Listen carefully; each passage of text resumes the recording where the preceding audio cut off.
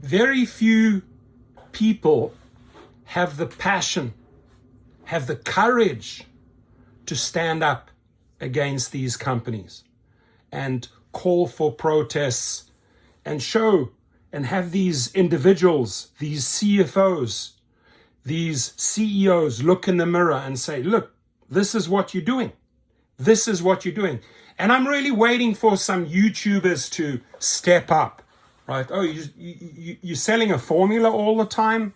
Go beyond that, right? Show people what they can do. Show people how drivers can make an impact in the public by protesting. There's no one that does it better, I think, than Jeff Watts. I mean, even Harry Campbell, come on, man. Get some videos going here, right? Let's put some fear into these companies. Let's promote the FTC a little bit more aggressively. Let's promote the protests, especially the 14th of February, the No Love caravans in all the various cities. Step up other channels and start promoting and sharing our plight, right? The poor earnings, the poor safety, the wrongful deactivations. When can you make an impact? You can make an impact on a big protest strike day, February the 14th. And other YouTubers need to step it up. I don't know what you guys are afraid of. Are you afraid of these CEOs of companies? What are you so afraid of? Right. So there's few people that'll go in and tear it up like lions. This is one of them. You said online, just Trip Radar came out, upfront fares with a bunch of trash came out. A lot of crazy stuff started happening. Like I said, people who've driven this app way before this, they know what I'm talking about. A lot of the people who are new to the app, they have no idea what I'm talking about. They're like, well, ever since I've been driving for the past 3 months, it's been, 70 cents a mile seems to be good. Like, oh yeah, okay. When we used to make anywhere from $12 a mile, $3 a mile, $5 a mile. I mean, to see a ride for $1 a mile was like funny back in the day. We never saw that. You see something $4 a mile and really think, well, damn, I could be getting $10 a mile right now. I'm out selling for $4 a mile. That's really how it went back in the day. Now it's just trash, complete trash. Everything's trash. 50 cents a mile is like the going rate for everything now. And people are happy if it's 80 or 90 cents a mile. They're, oh my God, it's almost there. Nah, it's never going to be how it used to be. So what we do now is private rides. And because private rides are affecting that bottom line of the industry, and they don't want to admit it. I mean, they started trying to do stings. They started putting out media blasts about cash rides and private rides, trying to scare people from doing it. That was our way of protesting the pay. We said, we're going to protest by not doing y'all rides, not working more hours, not driving more miles just to make what we used to make. We're protesting. We're going to go straight to the community, and we're going to get paid like that. That's what we're going to do. We're not playing games with y'all. And of course, you get a bunch of the pigeons out there, a bunch of the people on the apps who work on the apps, but they own YouTube too. That, oh, you guys can't do that because of commercial insurance. You can't do that because of commercial insurance. If us doing this because of commercial insurance or whatever you want to say, we've been driving our whole lives with people in our car our whole lives. We got passenger seats. Then all of a sudden we can't drive anybody because of commercial insurance. Cool, I get it. But you guys are stealing our tips, stealing our fares, lying about our miles, so you're shaving miles, shaving time down, and you're... Aaron Brewer, CFO of LYFT, I want you to pay close attention here, right? Because here you have another enemy of the drivers. This woman here, straight up, wage theft involved, right, on her clock, shaving miles, stealing tips, and then you put on this fat grin.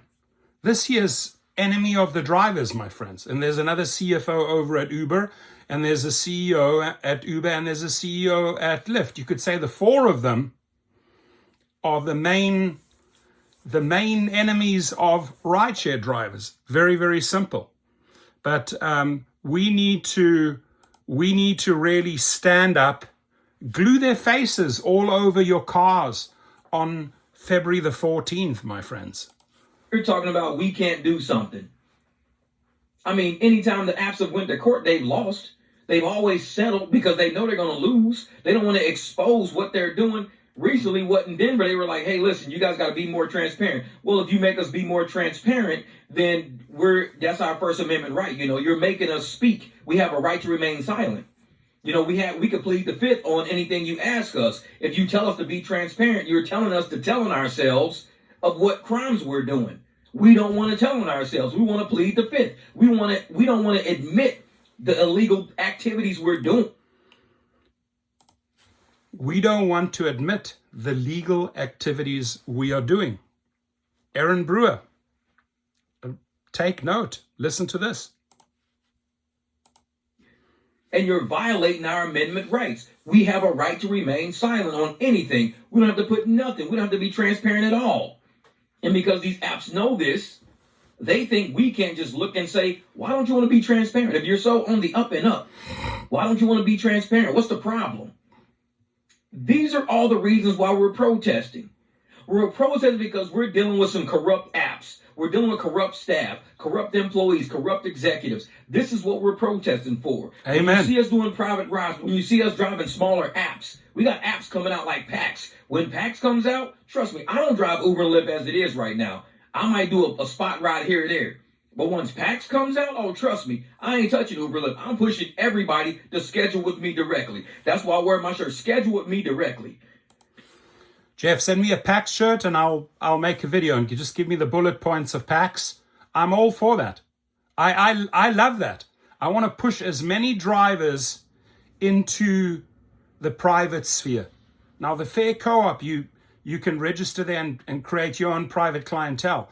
I would promote PAX all day long. Send me a shirt with all the bullet points so that I can push more and more drivers. And that's what they fear. They know it's getting real. We're not going to work for those 60, 70 cents anymore. We're not going to work for the 30% of the pie anymore. It's all going towards private trips. By the way, best course you can get down below at Gig Rock at the private driver, private chauffeur course. I've given that course to many of his 300. But this is where it is. Listen, this is really where it is. So whether you're on PAX, whether you're on the co-op, the faster you start recruiting your own riders and turn them into your private clients, the faster you're going to make money, right? We figured this out quite a while back ago already. Don't try to get me on Uber. Don't try to get me on Lyft. I'll get over there and tell people what Uber and Lyft are up to because Uber and Lyft don't want to be transparent, so I'll tell everybody what they're up to. But Uber and Lyft is like, we have a constitutional right to plead the Fifth Amendment. We don't have to be transparent. We don't have to tell the crimes that we're doing. You got to prove we're doing crimes. You got to take us to court. You got to settle with us. By the way, full video, his full 13 minutes, right underneath this video, the link. That's some Tony West shit they're talking about right there. You got to settle with us. If we tell you what we're doing and show you on paper what we're doing, then you know what we're doing and we'll be found guilty. So we don't want to do that. Otherwise, why would they be so hard up on, no, we can't do that. No, we don't want to be transparent. No, we can't put that on paper. Trust me. This protest is working. It worked last year. It's going to work this year. They want to pretend that all of this is not working. Rioters are walking up to drivers now. Hey, you got a ride, man? Are you waiting on anybody? They're walking up to us. This industry was formed on strangers getting into our cars. Now they're walking up, getting to our cars, paying us for it. I'm like, man, this is pretty cool right here. I could be sitting next downtown, my truck fired up. People walking, hey, man, you got a ride? Can you drive us like a couple of miles, man? Hey, I'll give you $50, man. We just need to go a few miles this way. That's what Uber and Lyft scared of. Transparency. People talking. A driver knowing how much I'm getting for this ride, and a rider knowing how much he paid for this ride, and everybody's cool across the boards. The rider don't know how much I pay in insurance. The rider don't know how much I pay for Hum. They don't know how much I pay for my car, know my insurance and fuel. They don't know that. All they know is that they want to give me $50. And with this $50, I need to take care of all my bills. That's all they care about. I'll give you $50 for this ride. Cool, no problem. But when the apps come along and the apps say, hey, man, this ride is $85. Man, that's steep. Well, it's 85, sorry. Then you find that the driver's getting 35 out of the 85. You're like, wait a minute. Then that's $50 in fees. That's taxes. You're taxing me $50 on a $35 charge.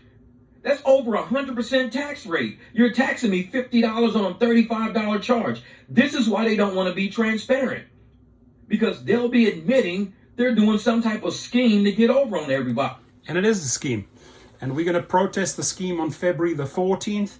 And probably the best way you can protest ongoing right now till 26, 27, 28, 29, 2030, start converting your riders, your passengers into your own private clientele. The amount of people that have taken the course, that are actually out there doing exactly that and reporting back to me, geez, finally I'm making real money.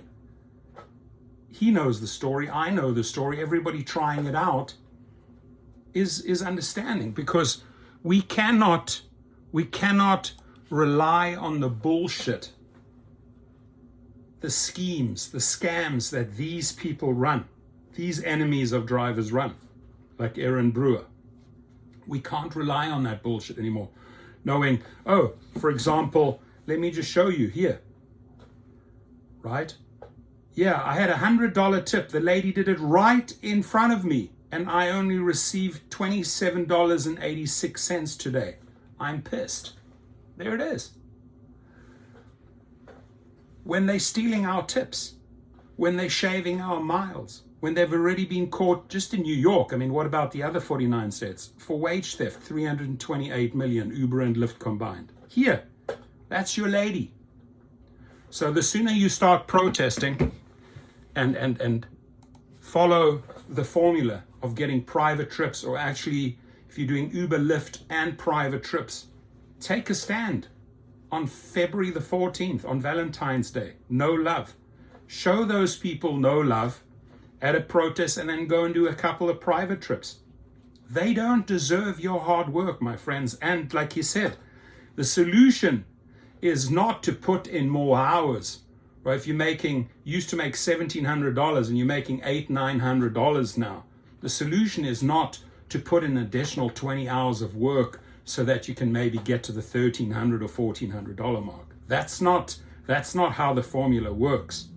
So the sooner you start becoming true independent contractors, the sooner you will realize your worth.